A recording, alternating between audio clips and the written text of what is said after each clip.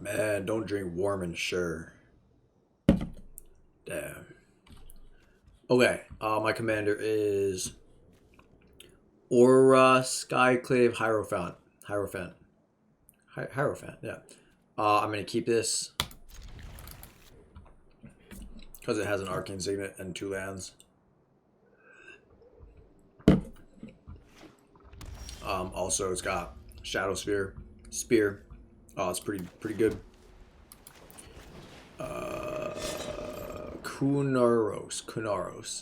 Kunaros. Hound of Athreos. Vigilance, Menace, Lifelink. Oh, what?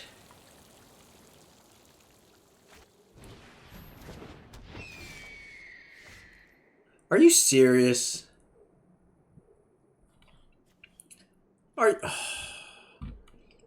Dude, my whole deck is graveyard stuff. That's not right. Come on, man. That's just messed up. That's just not. That's rude. That's so rude.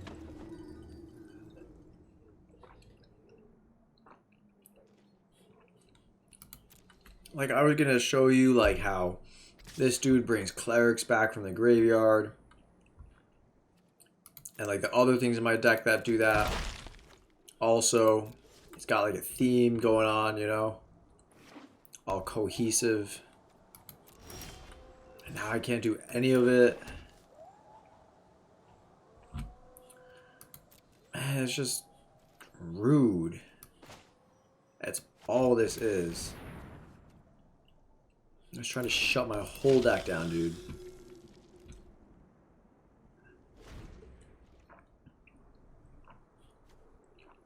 It really does that. Creature cards and graveyards can't enter the battlefield. Players can't cast spells from the graveyard.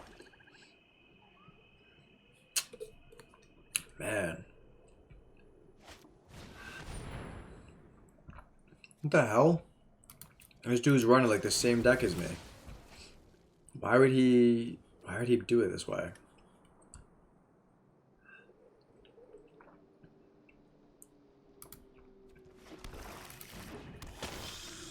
That's so interesting.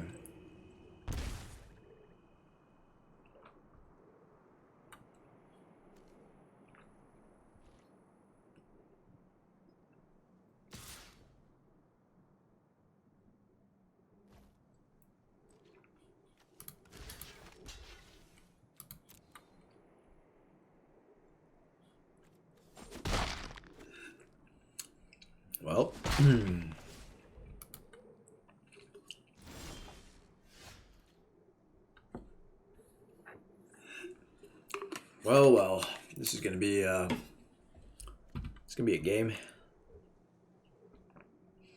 I might need to kill that veto for now, I think.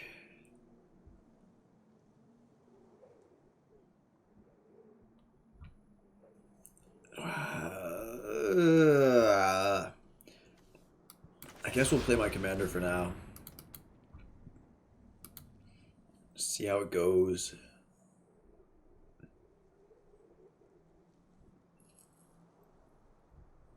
What are you gonna do? Counter it with your Evolving Wilds? Like, just let it resolve, man. Read it later.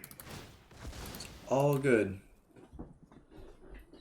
Why, like, that's so annoying.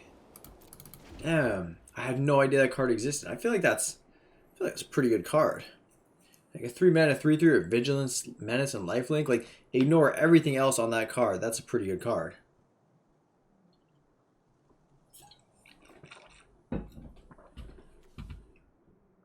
That really is a good card, actually. Yeah, damn.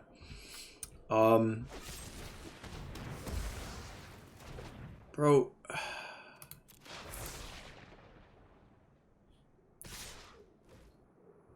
That looks like a Force of Will land. That literally looks like a land from Force of Will trading card game. Force of Will TCG. Okay, no lifelink, no lifelink, no lifelink. So block that. And then pay 2, gain 1. Right?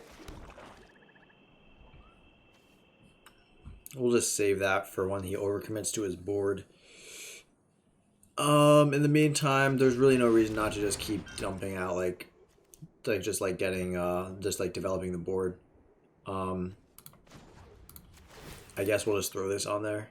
We don't even have the mana for that. I don't even know why I showed it as an option. I kind of just want to see where this deck is going at this point. What does this do? Oh, you gain 2 life when it enters. It's not bad. Okay. All right. He's good. I'm a big fan of that card, Mangara. It's a pretty sick card. I run it in here. It's yeah, it's really good. Definitely. I guess we're almost at the point now where I would wipe the board. I kind of want to get his commander in it. That's really the only thing is I do want to try and get his commander in it. So I guess I'll give it one more turn. That's kind of a waste. I don't really want to use that. I don't really want to play any creatures right now. I guess we just take this turn to tutor. I think that's really the best play here. Just use it to tutor up. I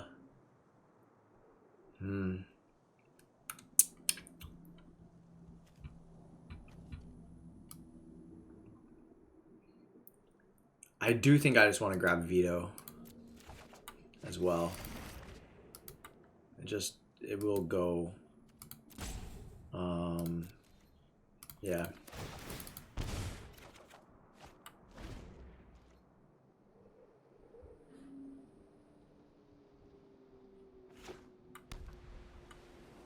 Let's see. Yeah, I mean, I'm not really worried about the short-term life gain that he's got going on. But I'm definitely going to want to wipe the board. Okay. Yeah, there we go. That's actually exactly what I've been waiting for. It's going to... Ah, man, get your devotion up. What are you doing?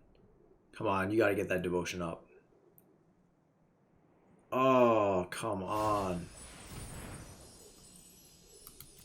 Okay, that isn't what I would have picked. I would have picked the Orator for lifelink. What?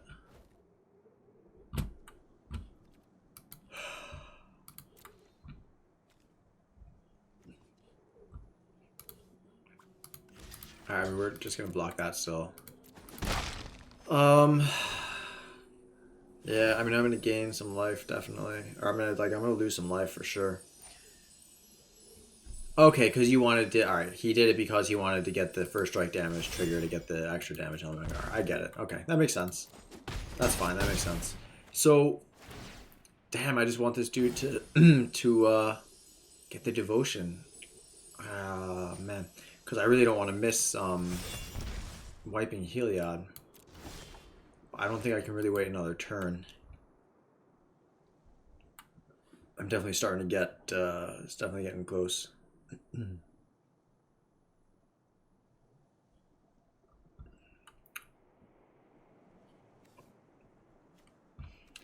I mean, we can always just throw this on there.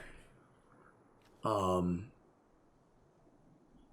then you still get the passive ability going, you know? Damn, it's a tough call. I mean... I don't know. I gotta...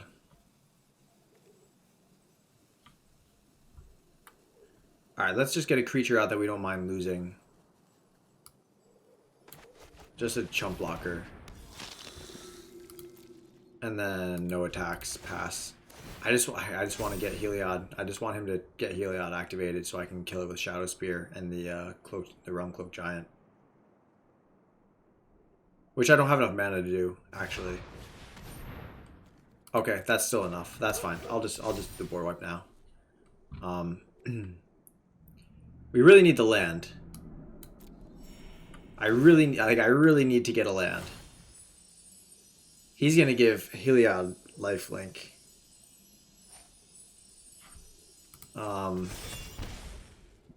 Doesn't he have enough mana for it? Another target creature, so he can't do that. Thank God. All right. Well, either way, the board wipe will be worth it at this point, even if I can't necessarily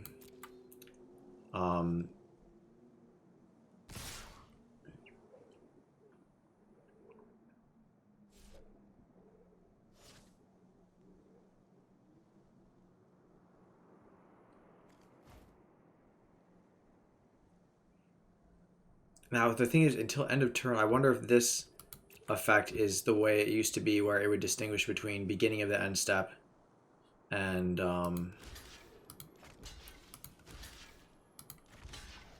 end of turn. Probably not.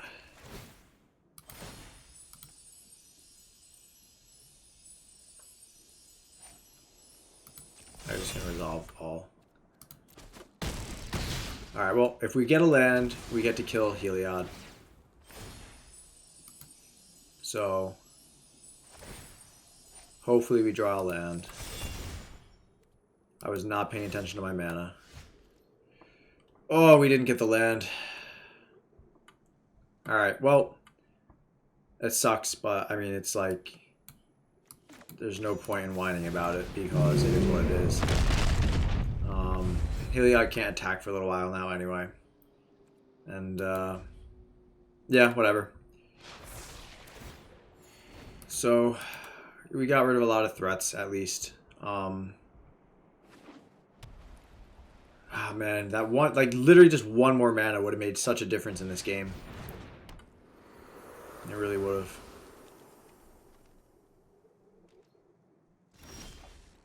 Wow, alright. I really don't want that thing to stick. I can't think of any scenario in which I want that on the field, so let's just get rid of it now. And then we'll just throw out the speaker.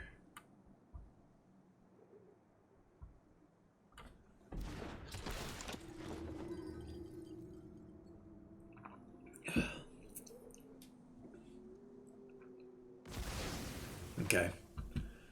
Speaker and go. So let's see. What is he going to need? I mean, he could probably get Heliod on board next or online. I wouldn't be that surprised. We'll see. I don't know if I added Righteousness into this deck, but I should.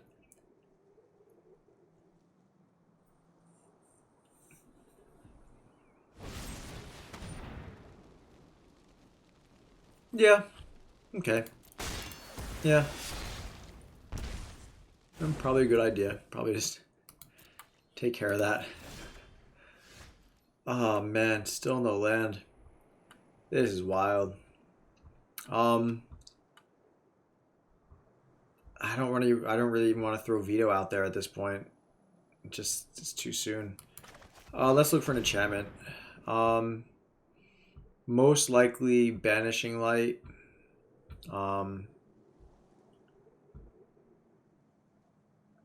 That'll take care of Heliod pretty much. Yeah, I think we'll just grab the Banishing Light so we can take care of Heliod later. End turn. You know, something I've just been thinking about, and it's kind of interesting. The whole reason that cards, when they search for a specific card type, right? The whole reason that they make you reveal it to your opponent is so that, you know, when you're playing paper Magic, you can prove that you're not cheating. But online, you don't actually have to reveal those cards to get around the cheating issue, right? Like, the game knows legal targets. So really, the fact that it still makes you reveal to your opponent is outdated and unnecessary. I mean, it is what it is. I'm not going to, you know, whine about it exactly. But it's just kind of an interesting, you know, point about gameplay. I mean, at this point in the game, I think we're really looking to start to get back in. So, 6/6 flyer, force whatever removal he might have. Alright, I think we're going to go Broodmoth and Heliod. If he puts Heliod in the yard, it's not going to come back. No, we probably do Broodmoth and... Alright, Drana and then Broodmoth is the way to do this, because either one he picks, I can get stuff back from the yard. Drana comes back off Orah, and then Drana can bring back the Broodmoth, so it won't matter which one he picks, basically. That's the whole point of gifts piles, right? Is that you want to make two gifts pile, or you want to make gift piles where no matter what you get the desired effect. So like you pick 2 board wipes if you need a board wipe, stuff like that. I don't think people really misuse it. I think that that type of effect has been around long enough that people don't misuse it anymore. But certainly, you know, 10 years ago, I was seeing people really make that mistake a lot.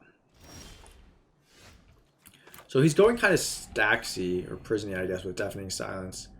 I guess we'll still just Epic Downfall his commander, because it is stopping me from getting some of the stuff done that I want to. I mean, Shadow Spear, he's tapped out. I mean, there's no reason not to throw this on the demon. We can't do Veto and Epic Downfall. It's not stopping me right now from doing anything. It's going to get him a Griffin, though. And we can always exile Heliod. So I guess we kind of want Heliod to come into play. So let's just get Veto out now. And then get the 14-point life swing. Well, not 14 because he'll block, but...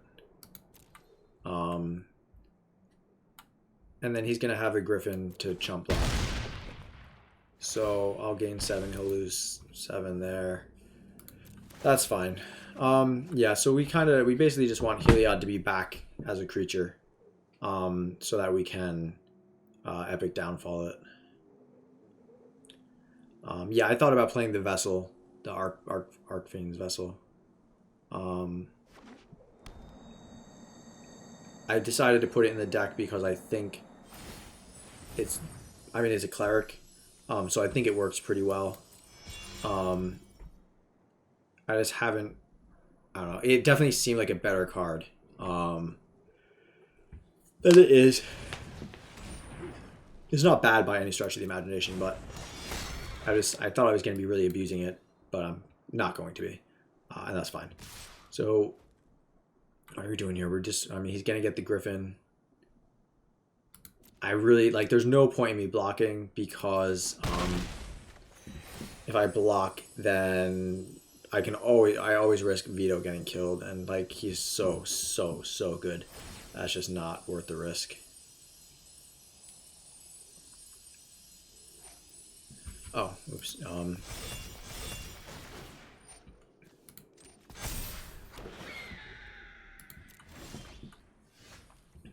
I mean, he's stabilizing to some extent. I don't really know what I want to do here. I mean, I can definitely just attack with the demon again.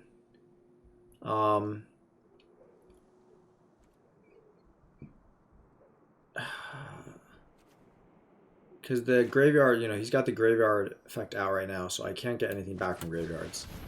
Probably just going to Murderous Ride his commander. Yeah, I think we'll send him in again.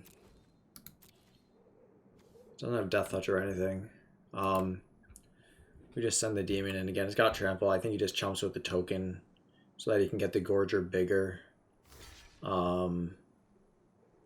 It's not, there's no point in double blocking. And then, yeah, I just Murderous Rider, kill his commander. And that's, yeah, that's pretty much it. Yeah, man, I was not drawing lands. I was really afraid this game that I wasn't going to be able to stabilize. He's done. Unfortunately, it's good for me, but, unfortunately for him, he didn't ever recover after the board wipe. And obviously I drew him in. He overcommitted to his board, which, a lot of newer players do that. And it's, it's tempting. It's not like it isn't tempting to do it. So I definitely get it. I guess he's going to send his commander, I would think. Vigilance, Menace, Lifelink. That's a no-brainer. Yeah, I guess he has to hold the Gorger back because otherwise I'm going to kill him next turn with my demon. So that's pretty much game, I think. Look, even if he has a board wipe, it doesn't matter. I have enough stuff in my hand to recover. And, you know, I haven't used the recursion this game.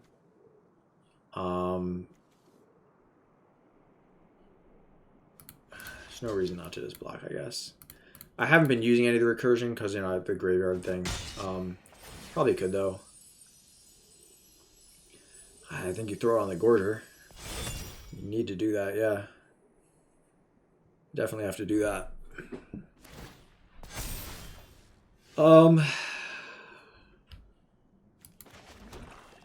I don't know. I mean, one card in hand. I should still play it safe, I guess. I was just gonna get rid of that creature, but I should just play it safe. It's annoying because then it's kind of like I'm dragging the game out, but there's like, I don't know. I don't know what he has in his hand that he's holding up. I don't know, like, I don't know enough about like this format or like these sets to be able to know if there's a threat, potential threat there. I mean, it could even be that he's gonna pump it, give it like +3/+3 or something. Okay, yeah. So it was 4 damage to target attacking or blocking creature. Yeah, that makes sense.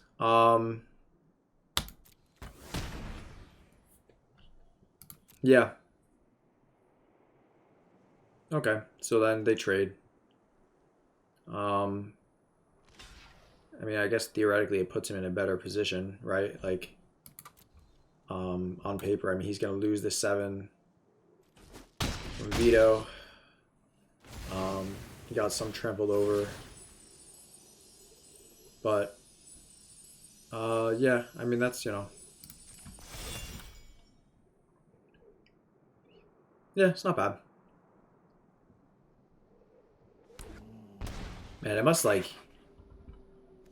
suck, though. Like, he's sitting there knowing that I have a Banishing Light in my hand and a Broodmoth, right? So, like, he knows I have the ability to bring my board back.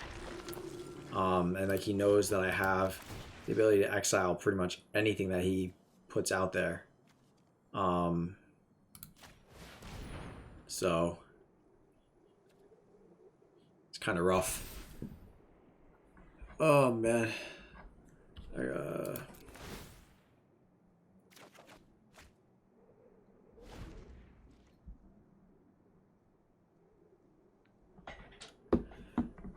What are we doing? Any triggers?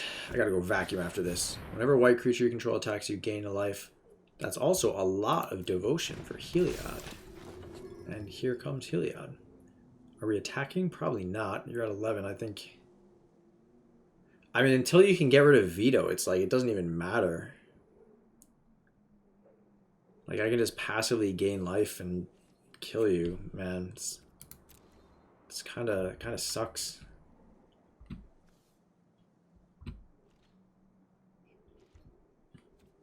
Yeah.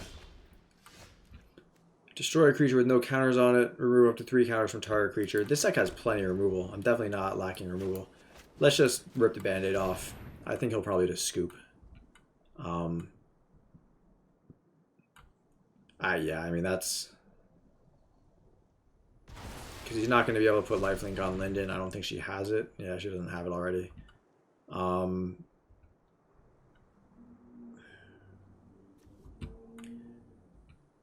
I guess we just throw the Broodmoth out there now for protection against the board, you know, against a board wipe.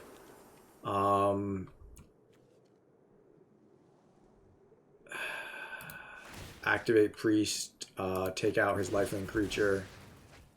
My guy comes back, and then I guess just swing. We'll swing with Veto. That'll be a... Get him for 2 life. Yeah, that's, you know... Yeah. It's that board wipe. It's definitely that board wipe.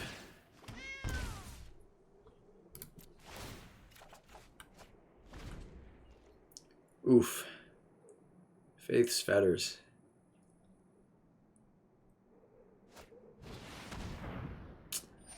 There it is. Baneslayer, Baneslayer. Alright. I love Baneslayer Angel. Oh man, when that thing first came out, oh, that was some wild stuff. It was a $50 card back in, what was that, M10, I think. Yeah, I think it was M10 when Baneslayer came out.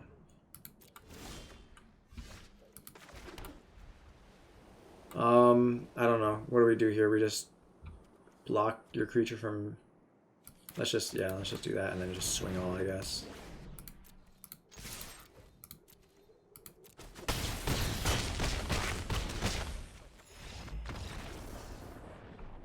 Yeah. It's rough. All right, let me play one more game with this deck. And then I really do have to do work. Okay, fine. Vacuuming's not work. I gotta go vacuum up sheetrock dust after I've been renovating this building. My building, not somebody else's. Not that there's anything wrong with being, a sheetrock guy. I've been putting this off for a while. Yeah, so this black-white lifelink deck, okay, let's just go over the basics really quickly, right? So the first thing I noticed about the format is there are no combos. Like, there are no infinite combos that I've really seen. I'm sure they exist. I simply haven't seen them, okay? And as a result, the format doesn't have commander damage. So there's not a ton of ramp, like, anywhere. There's no soul ring, no fast, nothing really to get stuff ramped, right? So it means you have some time. You can afford to take a bit of a beating for a deck that's going to do well in the mid to late game, which is what this deck does, right? What does he do? Whenever put from burning graveyard battlefield, put a pound on it, being able to keep there's one more counter later, exile each other non-land permanent. That's a very cool card. So you basically have like a pernicious deed almost, or like a like Oblivion Stone almost on this thing. Ratchet Bomb. I guess it's closer to a Ratchet Bomb that exiles.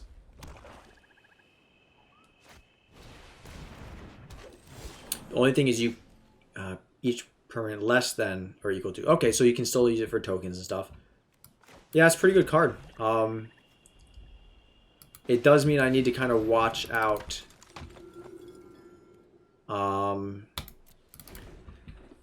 my board, I wish I had a sack outlet somewhere.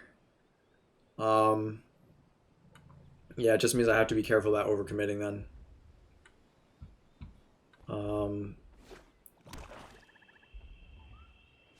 And you may remove them. I don't know if that's... Oh, hello. Hi there, buddy. How are you? You good? I'm good. Thank you very much for asking. So I'm not going to attack. Oof. Okay. It's not great. Alright, so we'll definitely chump block, because we can just come and get these guys back from the grave later. So, I mean, it's a no-brainer. This guy I don't think is ever going to get.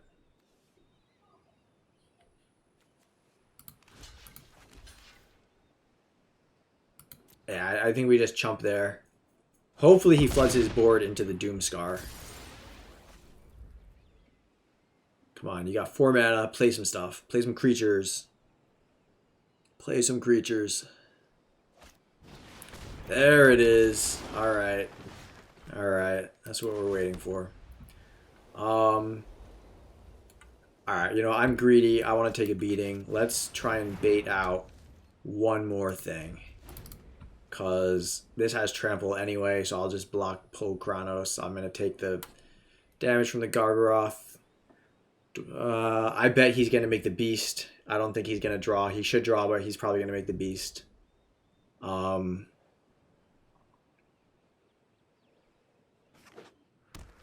Again, it's like I don't think he's dumb. I just think he's just overcommitted. I don't think you would commit to this board. I think Polukranos plus Woodland Mystic, you're already pressing, your advantage. The Gargaroth, I can understand the Gargaroth. It probably wasn't the worst choice.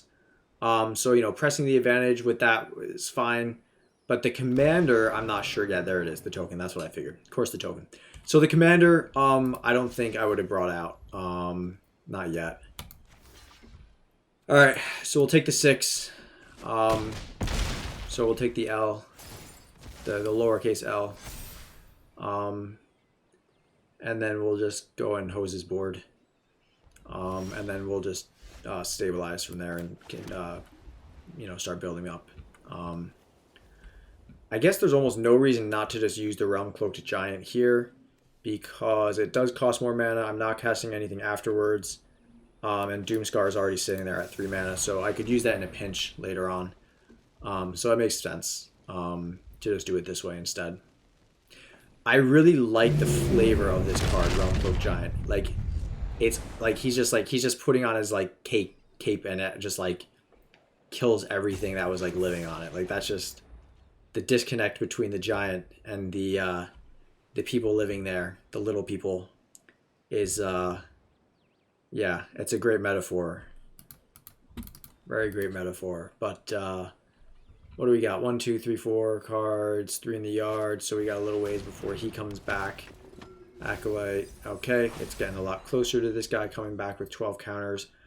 When he comes back, we're going to have to Doomscar him. That's not going to be even a decision that I have to make.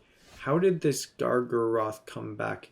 Return a permanent from your graveyard to your hand. I should put this in my Polukranos deck. I definitely should. I think we go with Orah. I think we do that one. Alright, so we're going to save the Murderous Rider for the Gargaroth, I think. Or do we save it for Polukranos? Oh, he's going to have 12 counters on him. He's going to be big, but he doesn't have Trample. The Gargaroth adds more value over time.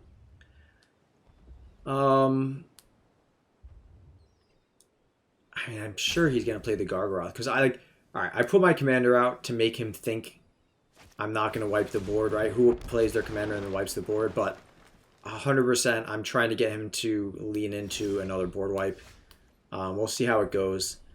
The question is, do I want to play the Recruiter? I think I'll do the Recruiter even, because I'll be able to bring back the other 2 things from early on when the board goes. And then it's the only thing that's going to suck is taking this 6 again from the Gargaroth. I'm not going to block. We really need that Recruiter. We really need that Murderous Rider to be able to get cast. Unless he just plays Polukranos. He doesn't have the yard for it though, right? 4, yeah. So I think he's just going to go straight for the, yeah. Draw a card. There we go.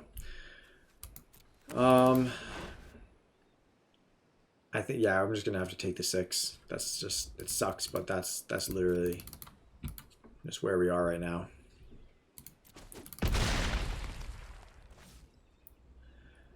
Five cards in hand. Alright, I really need to get that Draugr or whatever, Necromancer. That dude's sick. Here he is again. The Realm Eater. Oh, we need a swamp. Alright, man, I don't even have a choice. We just gotta go for the board. Alright. This is at the end step. It's going to check so I can go ahead and wipe the board. So let's go to combat. Let's do both. Let's, we don't have the mana for that really, because we have to wipe the board after. Okay. So let's just go to blocks then. We're going to get the bird off of it. And then hopefully we get to save the rider for the Polukranos, because that's a nasty, nasty creature. It's not a nasty creature actually. It's just you know, it's a lot of damage. Is he doing the beast? He like all he should be doing is drawing. There shouldn't even be, yeah. There's like, yeah, I don't know. I mean, he definitely like started doing the correct play after the first one. You know, he definitely was doing the right thing. So you know,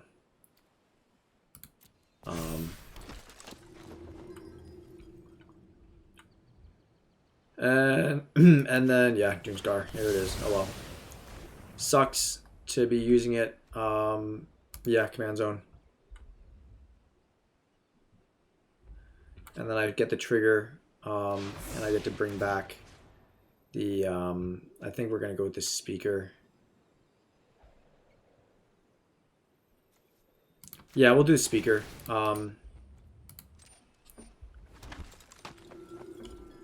And yeah, end the turn. That's fine. Get the Griffin.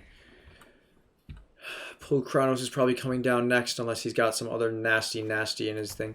But he's gonna have to exile the Gargoth. I mean, is that really? That's not a Polu Kronos. That is cray. that is cray. Okay, this is not good. We just went from not good to really not good. This is really not good. That's where we're at now. All right, it doesn't have menace. It doesn't have trample. So for now, whatever. We'll deal with it. We do need that swamp. Mangara, I think, is going to help us get there if we can get him to stick. But he's got to get something else in the yard before he's going to... Okay. All right. Yep, I see that. Yep, I'm aware. I know it's coming. I see that. I mean, he's going to have to wait till it's at 2.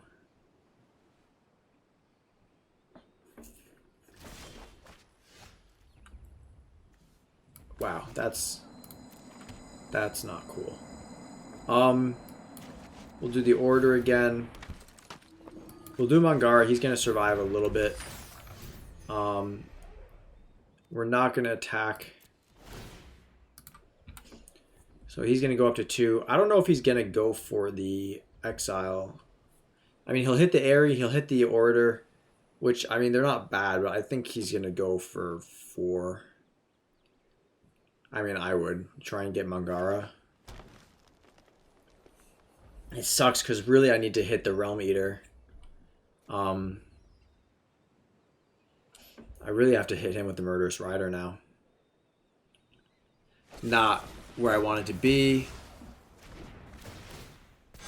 but you know, that was not what I wanted either. This game is not going well for me. That wolf thing though, that's cool. I really like that. I think I'd rather use him as my commander instead of Polu Kronos. I need to see if I have one. I don't know if I do.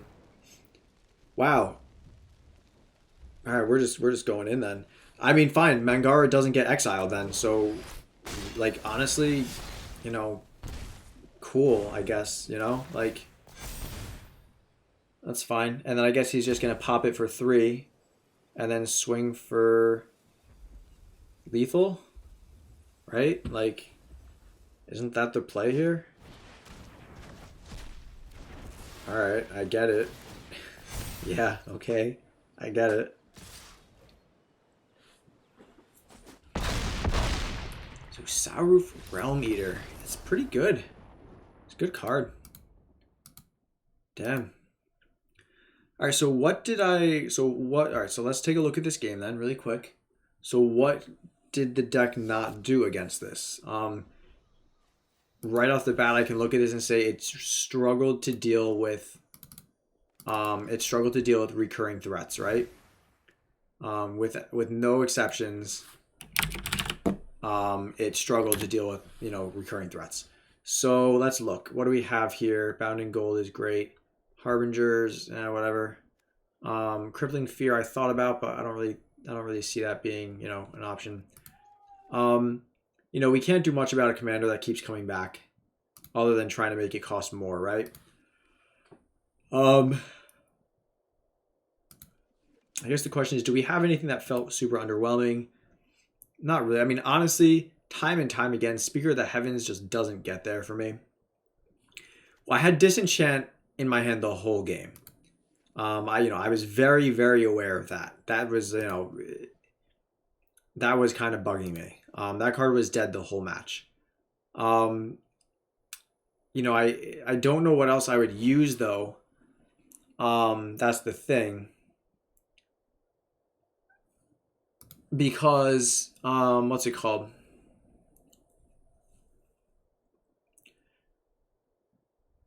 I mean, I guess I could almost do Invoke the Divine just because it's got the life gain on it.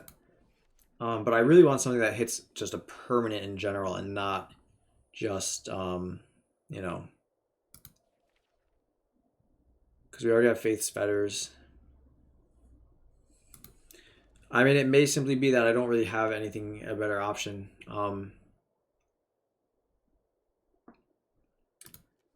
I do think that the Exile versions are are a little bit better.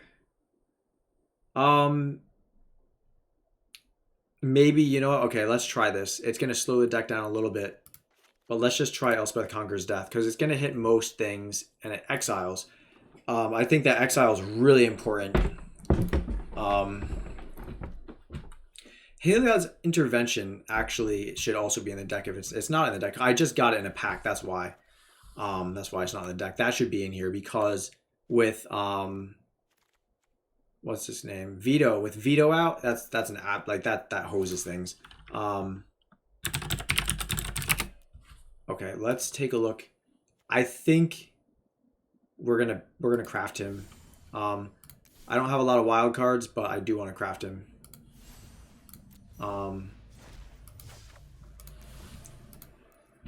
Let's put him in. Let's just take out the recruiter. I don't think this is worth having versus that. And then we have to cut something else because I put in Heliod's Intervention. The Giant's good. The Demon is kind of what I'm thinking about cutting. I think we can just cut the healer, actually. It's nothing special. Let's take a look at Polukranos really quick. I just want to know if I have this guy, the black-green wolf dude. Okay, I don't. All right, then for now, I guess we're just going to run Polukranos as the commander. Which is fine. It's, it is what it is. Okay. So let's try another game with Orah. I think the deck is good. I don't think like that loss there, I'm not really worried about the deck. I don't feel like I misplayed significantly or anything. I couldn't handle those threats really. I wish there was some form of enchantment recursion. Like getting enchantments back from the graveyard. That'd be good. This is a wow. This is the worst way that this hand could even be. Double tapped lands. This needs snow lands, and we have only one from the Evolving Wilds. Giant Killer's nice. No transition. I'd pass on it. Yeah, this is a little bit better. No, it's kind of a lot better. It doesn't. He's. So I tried doing limited, and I had him, and I very quickly realized that he's a horrible card in limited. Do not draft that card. I built like a red-white deck just because I got him as like pack one, pick one. I've only drafted Theros Beyond Death twice now. That was my first draft. My second draft, I've done it 3 times. Sorry. My second draft, I did green-white, like Orah type things, and then my third, I did black-green. And actually, I think that draft is still going. I gotta use that deck before it goes away. Luminarch Aspirant. I gotta get one of those things. They're really good. They're really, really good. Let's see. Demon's Disciple. I almost would want to use it just to get rid of that Aspirant. That thing's going to get annoying really fast. Aspirant.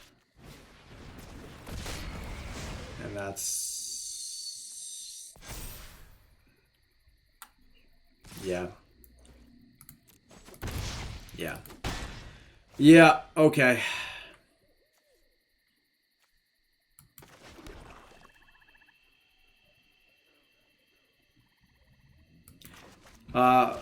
We're just gonna yard this. Oh, I should have done his second main phase. I should have done a second main phase. I should have attacked with that first, gotten the life gain trigger off that, and then sacked the speaker because it's useless right now. Damn.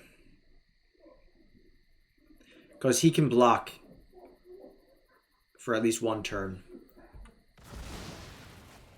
So... yeah, alright, that was a big misplay, unfortunately. Oh well. It is what it is. At least I recognize that it was a misplay. Like, at least I'm not sitting there like, yeah, I should sack that. No. Because then I would have had a 3-1. I would have put this off from attacking one more turn because he wouldn't want to make the trade. So that was a big mistake.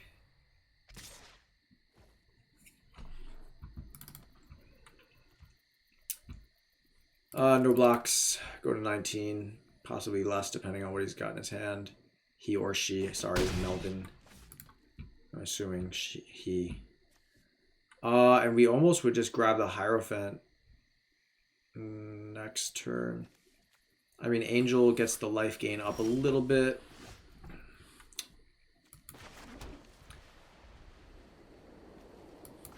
I mean, he doesn't have land, so really I should just be pressing. I should have just done Shimmer Drift. I should have played that. I'm not really paying attention, unfortunately. Shock. Yeah, great, thanks. That's, yeah. Yeah, we should have done that next so we could grab Drana.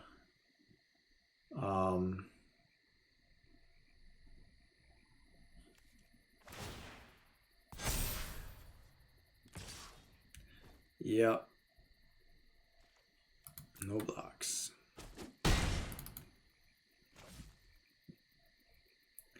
This dude's getting hosed. It's a pretty, like, feels pretty bad when you lose from not having land. Not that this guy's necessarily going to lose, I'm just saying, like, if he does, then it feels bad.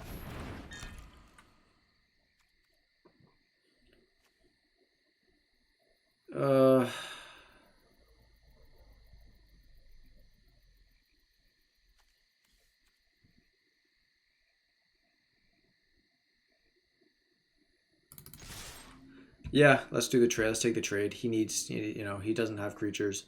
And honestly, the last thing I want to do is let him, develop a board on 2 mana. So we'll take the trade. It's not that favorable, but, I can live with that. We've got Heliod coming down next turn, so yeah, I'm not that concerned about it.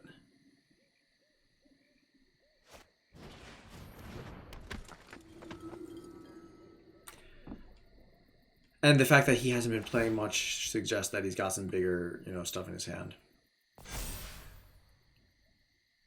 That's a 5/5. No other way to interpret that.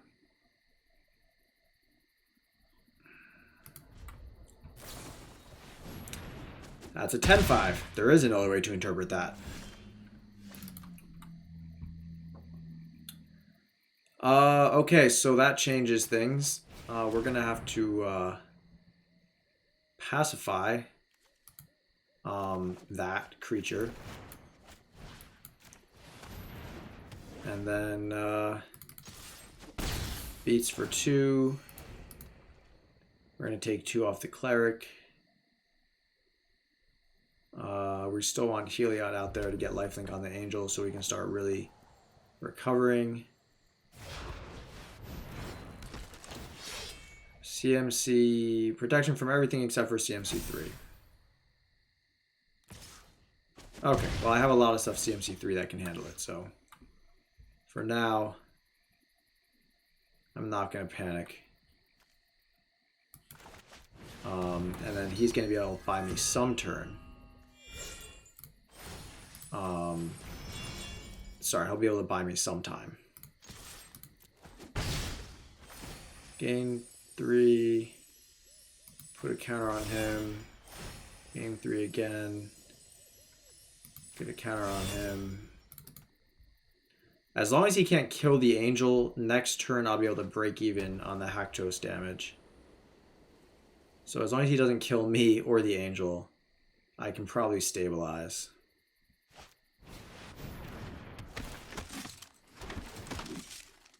Yeah. It's kind of not great. I'm not going to pretend that that's great. I'm not super happy about it. I did just get Luris though. So that does make things get better for me. We need the 2 mana to give this dude lifelink. Doesn't have vigilance and it is indestructible, so we're gonna go in there. Put a counter on the angel, I think. And then put a counter on Luris.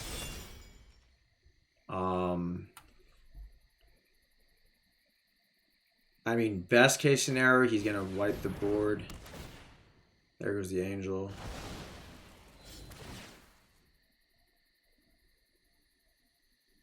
Okay, fine. There goes the angel, and there goes Heliod. But it doesn't matter really that much because, you know, I wanted to get his commander under control, which I did. I shouldn't say it doesn't matter. I mean, that kind of not great. Let me think about this.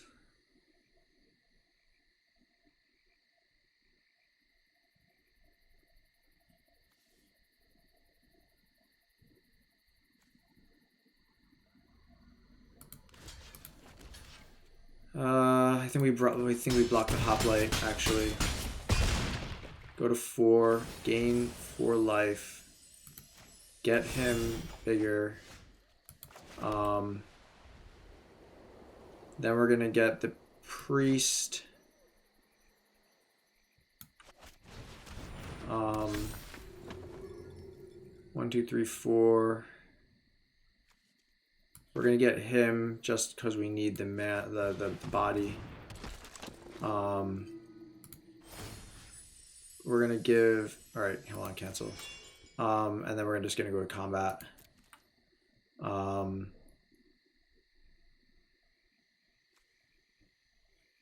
That's also CMC3, so he can block. That can block his commander.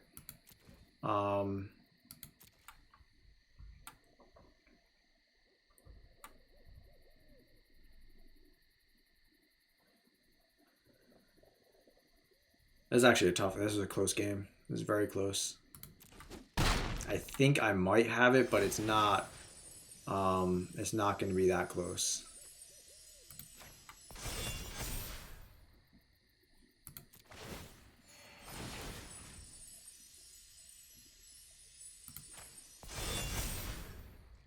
It's not going to be, or like it's going to be close. I mean, it's not going to be like it's not going to be that easy.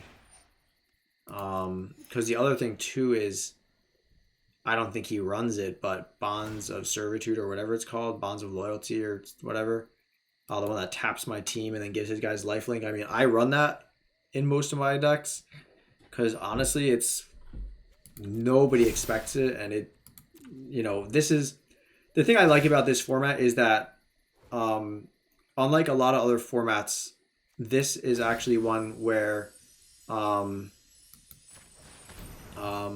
life totals matter, right? Like there aren't infinite combos, so like you're actually just playing Magic, which is nice. I mean, that's I think why I've been playing this a little bit more than trying to play like paper Commander online with people, is because, you know, we're back to playing Magic at least.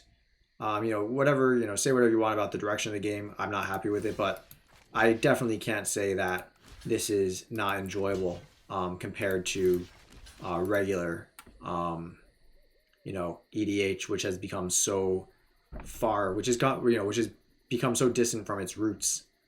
It's no longer fun. There it is. There it is. That was, yeah, that was pretty scary. I figured there was something there. I wasn't sure what. Yeah, good game. 100%. Definitely, definitely was. Very close. I guess I got a little bit. I mean, I definitely got a little bit lucky with his commander coming in with protection from 3. You know that. You know, there's no way around that. No other way to, you know, to interpret that. I mean, definitely. All right, let's go over the list of creatures in here. Did I already go over this? I think I already did. Never mind. I definitely did. Ignore me. Yeah, so that's been that deck. It's pretty fun. I enjoy it. I think it requires a little bit more thinking than maybe like Rada or like Polukranos or Torbrand. I mean, those are all pretty linear decks. This one requires a little bit more in terms of sequencing. So, you know, I think it can be a little bit more rewarding than those decks, but it can be a bit of a pain to play. Yeah, it's fun though.